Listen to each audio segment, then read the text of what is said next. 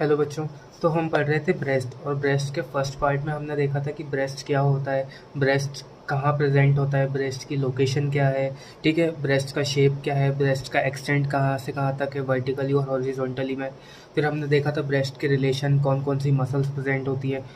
फिर हमने देखा था क्या, फिर हमने देखी थी एक्सिलरी टेल ऑफ स्पेंस क्या होती है, एक्सिलरी टेल ऑफ स्पेंस कहाँ पर प्रेजेंट होती है, अपर आउटर क्वाड्रेंट में प्रेजेंट होती है, और इसकी इंपॉर्टेंस क्या है, क्योंकि सबसे ज़्यादा जो ब्रेस्ट कैंसर है वो अपर आउटर पार्ट में डेवलप करता है, ठीक है। फिर उसके बाद हमने देखा था कि जो एक्सिलरी टेल ऑफ स्पेंस जिस अपर्चर से पास होती है उसे हम फोरामेन ऑफ लैंगर बोलते हैं, ठीक है।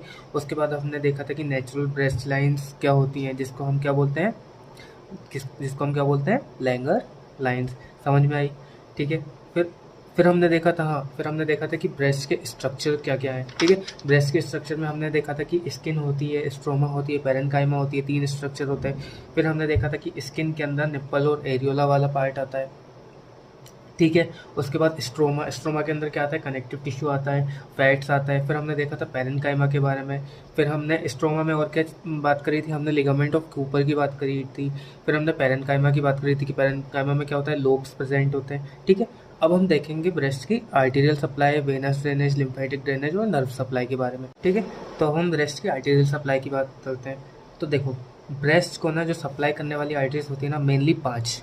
हमको कितनी याद रखनी है, 5 याद रखनी है। देखो, पहली होती है सुपीरियर थोरेसिक आर्टरी। ये जो एक्सिलरी आर्टरी जा रही थी ना तुम्हारी, एक्सिलरी आर्टरी हमने पढ़ा था, इसकी 3 ब्रांचेस होती है। कौन कौन सी, पहली सुपीरियर थोरेसिक आर्टरी, दूसरी एक्रोमियोथोरेसिक जिसको हम थोरेको एक्रोमियल आर्टरी बोलते हैं, और तीसरी होती है लेटरल थोरेसिक आर्टरी। हमने एक्सिलरी आर्टरी में पढ़ा था कि लेटरल थोरेसिक आर्टरी बड़ी होती है फीमेल्स के अंदर, क्योंकि उसको ब्रेस्ट को सप्लाई करना होता है, ठीक है।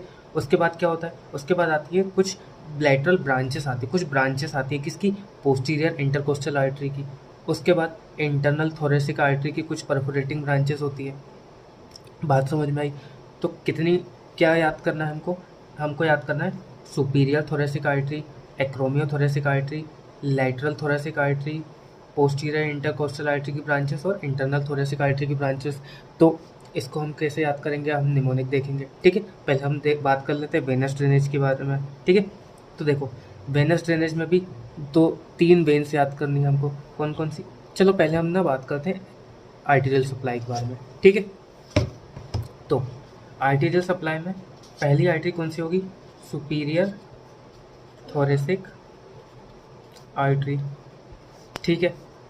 दूसरी कौन सी होगी, लैटरल थोरेसिक आर्टरी, ठीक है। तीसरी कौन सी हो गई हमारी, एक्रोमियो थोरेसिक या फिर थोरेको एक्रोमियल आर्टरी, ठीक है।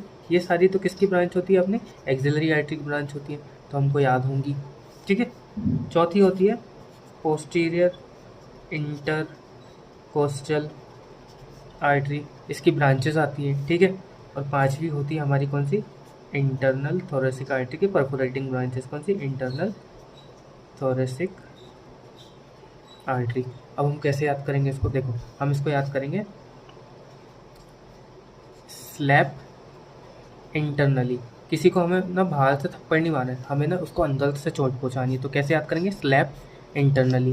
क्या पढ़ रहे हैं हम, आर्टीरियल सप्लाई, कैसे याद रखेंगे, स्लैप इंटरनली। स्लैप इंटरनली कैसे, superior thoracic artery, lateral thoracic artery, acromio thoracic artery, posterior intercostal artery और इंटरनल थोरेसिक आर्टरी। याद हो गया, स्लैप इंटरनली, ठीक है, मज़ेदार है, ठीक है। अब हम क्या बात करते हैं, अब हम बात करते हैं इसकी ब्रेस्ट के वेनस ड्रेनेज के बारे में, वेनस ड्रेनेज के बारे में। तो डायग्राम से समझने की कोशिश करते हैं, ठीक है, पिक्चर देखते समझते हैं। तो देखो, यहाँ पे ना 2 आर्टरी है मेनली, कौन कौन सी, सॉरी वेन है, 2 वेन है मेनली, कौन कौन सी, एक एक्सिलरी वेन और एक इंटरनल थोरेसिक वेन। कौन कौन सी, एक्सिलरी वेन और इंटरनल थोरेसिक वेन, और उन्हीं को ये ड्रेन करती है lateral memory veins, medial memory veins. Medial memory veins ज़्यादातर किसको ड्रेन करे, किस में ड्रेन करेगी, इंटरनल थोरेसिक वेन में, और लेटरल मेमोरी वेन किस में ड्रेन करेंगी, हमारी एक्सिलरी वेन में, ठीक है। तो हम इसमें ना हमें 3 वेन्स याद रखनी है। कौन कौन सी 3 वेन याद रखनी है, पहली हो गई एक्सिलरी वेन, ठीक है। बात समझ में आई? कौन सी होगी पहली? Axillary vein. दूसरी कौन सी होगी? Internal thoracic when. Internal thoracic when. और तीसरी याद रखनी है हमको, पोस्टीरियर इंटरकोस्टल वेन। ठीक है, कैसे याद करेंगे? AIP, all India permit. Axillary, internal thoracic when और पोस्टीरियर इंटरकोस्टल वेन, ऐसे याद रखेंगे। ठीक है, बात समझ में आई? हम इसकी बात करते हैं नर्व सप्लाई के बारे में। हम ब्रेस्ट का नर्व सप्लाई की बात करते हैं। तो जो ब्रेस्ट की नर्व सप्लाई होती है ना, प्राइमरली सोमेटोसेंसरी होती है। कैसी होती है नर्व सप्लाई इसकी? सोमेटोसेंसरी। तो ना इसमें इसको देखो, कौन कौन सी नर्व इसमें ना, सेकंड से लेकर के जो 6th इंटरकोस्टल नर्व होती है ना हमारी, सेकंड से लेकर जो 6th इंटरकोस्टल नर्व होती है ना, उसी की anterior and lateral cutaneous branch supply देती है। लेटरल क्यूटेनियस ब्रांचेस सेकंड से 6th इंटरकोस्टल नर्व की हमारी एंटीरियर और लेटरल क्यूटेनियस ब्रांच जो रहती है ना, वो इसको सप्लाई देती है। और तुम्हें पता है कि जो मेनली सबसे ज़्यादा सप्लाई कहाँ पर प्रेजेंट होती है इसकी? निप्पल एंड एरियोला वाले पार्ट में प्रेजेंट होती है। निप्पल और एरियोला वाले पार्ट में हाईली रिचली सप्लाई होता है ये सारी। समझ में आ रही बात? ठीक है, यहाँ पर क्यों सबसे ज़्यादा रहता है? क्योंकि यहाँ से उसको स्टिमुलस मिलता है ब्रेस्ट इजेक्ट करवाने के लिए। बात समझ में आई? ठीक है, अब हम बात करेंगे जो सबसे इम्पॉर्टेंट चीज़ है यहाँ पर, सबसे इम्पॉर्टेंट वो है lymphatic drainage. Lymphatic drainage of breast. किसकी बात करेंगे? Lymphatic drainage of breast, very very important. ठीक है, तो देखते हैं लिम्फेटिक ड्रेनेज ऑफ ब्रेस्ट का पहले हम डायग्राम देख लेते हैं, डायग्राम से समझने की कोशिश करेंगे पिक्चर से। ठीक है, तो देखो ये देखो, तो देखो कुछ लिम्फ नोड्स प्रेजेंट होती है हमारे ब्रेस्ट के आजू बाजू में। जो फीमेल्स में ब्रेस्ट के आजू बाजू में कुछ लिम्फ नोड्स प्रेजेंट होती है। मेनली कौन कौन सी होती है? Internal memory lymph node. कौन सी होगी? Internal memory lymph node. उसके अलावा पोस्टीरियर इंटरकोस्टल लिम्फ नोड। उसके अलावा एक्सिलरी लिम्फ नोड्स प्रेजेंट होती है, जिसमें पाँच लिम्फ नोड्स आती है। एक्सिलरी जो लिम्फ नोड होती है ना, उसमें 5 लिम्फ नोड्स आती है। उसके अलावा सुप्राक्लेविकुलर लिम्फ नोड और डेल्टोपेक्टोरल लिम्फ नोड। अब देखो, तुम्हें पता है ब्रेस्ट के होते हैं 4 क्वाड्रेंट्स। कौन कौन से? Upper medial, upper lateral, lower medial, lower lateral. अब हम इसको याद कैसे रखेंगे कि कौन किस में ड्रेन कर रहा है? तो देखो, जो अपर मीडियल और लोअर मीडियल है वो तो सिंपल है, यहाँ पर इंटरनल मेमोरी में जाके ड्रेन कर रहा है। ठीक है, अपर मीडियल और लोअर मीडियल वाला कहाँ पे जा रहा है? इंटरनल मेमोरी में। ठीक है, अब जो उधर लोअर लेटरल बचा तो वो उस साइड जाएगा जिस साइड उसको लिम्फ नोड मिलेगी। तो इस साइड कौन सी लिम्फ नोड मिल रही है इसको? Posterior intercostal lymph node. बात समझ में आ गई? और जो कुछ थोड़ा सा बचेगा वो किस में कर देगा? वो एक्सिलरी लिम्फ नोड के पोस्टीरियर वाले में। ठीक है, तो अब देखो, जो मेनली जो कहाँ से अपर लेटरल वाला है, अपर लेटरल वाला किस में जा रहा है? एक्सिलरी वाली लिम्फ नोड में। ठीक है, अब देखो समझने की कोशिश करो, जो अपर लेटरल है पहले किस में जा रहा है? इसमें कौन सी वाली में जा रहा है? एंटीरियर। किस में जा रहा है? एंटीरियर। एंटीरियर किस में ड्रेन कर रहा है? सेंट्रल। एंटीरियर किस में ड्रेन कर रहा है? सेंट्रल। ऐसे यहाँ पे जो लोअर लेटरल है, लोअर लेटरल पहले किस में आया? पोस्टीरियर में। और पोस्टीरियर किस में ड्रेन किया? सेंट्रल। तो अपर लेटरल और लोअर लेटरल से अल्टीमेटली कहाँ गया? सेंट्रल में। सेंट्रल से कहाँ गया? डेल्टोपेक्टोरल में। और डेल्टोपेक्टोरल से कहाँ ड्रेन किया उसने? किसमें? एपाइकल वाले में। बात समझ में आई? और एपाइकल कुछ पार्ट सुप्राक्लेविकुलर लिम्फ नोड में भी ड्रेन करता है। तो हमें लिम्फ नोड ऐसे याद करनी, 5 टाइप की होती है। कौन कौन सी?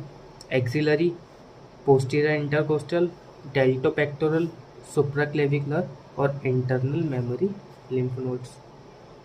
ठीक है, बात समझ में आई? अब हमने जो आर्टेरियल सप्लाई और वेनस ड्रेनेज पढ़ा है ना, इसके बारे में थोड़ा थोड़ा थ्योरी देख लेते हैं। तो देखो, आर्टेरियल सप्लाई 5 आर्टरीज होती है, हमने देख लिया, डायग्राम से भी समझ लिया कौन कौन सी। Left internally superior thoracic artery, lateral thoracic artery और acromio thoracic artery, posterior intercostal artery, internal thoracic artery. ठीक है, जो इंपॉर्टेंट चीज़ है उसको हम देखेंगे, वो है हमारा लिम्फेटिक ड्रेनेज। ठीक है, तो लिम्फेटिक ड्रेनेज की बात कर लेते हैं। लिम्फेटिक ड्रेनेज में कौन कौन सी लिम्फ नोड्स आती? एक्सिलरी में 4 होती है। कौन कौन सी? एंटीरियर या पेक्टोरल एक ही बात है, पोस्टीरियर, सेंट्रल और लेटरल, ठीक है। इंटरनल मेमोरी लिम्फ नोड कहाँ पर लाई करती है? Along the internal thoracic vessel में, ठीक है। Supra clavicular lymph node above clavicle present होती है। Posterior intercostal lymph node posterior part में प्रेजेंट होती है इंटरकोस्टल स्पेस में, उससे पहले क्या फिर डेल्टोपेक्टोरल जो कहाँ होती है? डेल्टोपेक्टोरल ग्रुप में प्रेजेंट होती है, ठीक है। हमने हमारे ये डायग्राम देख लिया है, समझ में आ गई बात। अब देखो, जो लिम्फेटिक्स होते हैं ना, ये 2 ग्रुप में डिवाइड करते हैं हम लिम्फेटिक्स को। कौन कौन से ग्रुप में डिवाइड करते हैं लिम्फेटिक्स को? सुपरफिशियल लिम्फेटिक और डीप लिम्फेटिक्स। किस किस को? सुपरफिशियल और डीप। तो सुपरफिशियल वाला जो पार्ट है ना, वो किसको ड्रेन करेगा? सिर्फ निप्पल और एरियोला वाले पार्ट को छोड़ के सारी स्किन को ड्रेन करेगा। निप्पल और एरियोला वाले पार्ट को छोड़ के पूरी स्किन ऑफ ब्रेस्ट को ड्रेन करेगा, ठीक है। और जो डीप लिम्फेटिक्स होता है ना, वो पैरेन्काइमा ऑफ ब्रेस्ट को, और जो ऊपर से बच गया कौन? Skin of nipple and areola, उसको ड्रेन करेगा, ठीक है। बात समझ में आई? अब देखो, 75% जो लिम्फ है ना, वो कौन ड्रेन करती है? हमारी एक्सिलरी लिम्फ नोड्स। 75% लिम्फ कौन ड्रेन करती है? Axillary lymph node. जो 20% बचा था ना, वो करती है इंटरनल मेमोरी। तो देखो, एक्सिलरी लिम्फ नोड से मैक्सिमम लिम्फ ड्रेन किया, उसके बाद बचा इंटरनल मेमोरी ने, ठीक है। और जो बच जाता है वो थोड़ा सा, वो कौन ड्रेन करती है? 5% पोस्टीरियर इंटरकोस्टल लिम्फ नोड, ठीक है। तो ये था हमारी आर्टियल सप्लाई, वेनस ड्रेनेज ऑफ और लिम्फेटिक ड्रेनेज ऑफ किसका? ब्रेस्ट के। अब जो इसकी क्लिनिकल एनाटमी है वो हम पढ़ेंगे नेक्स्ट वीडियो में। Thank you.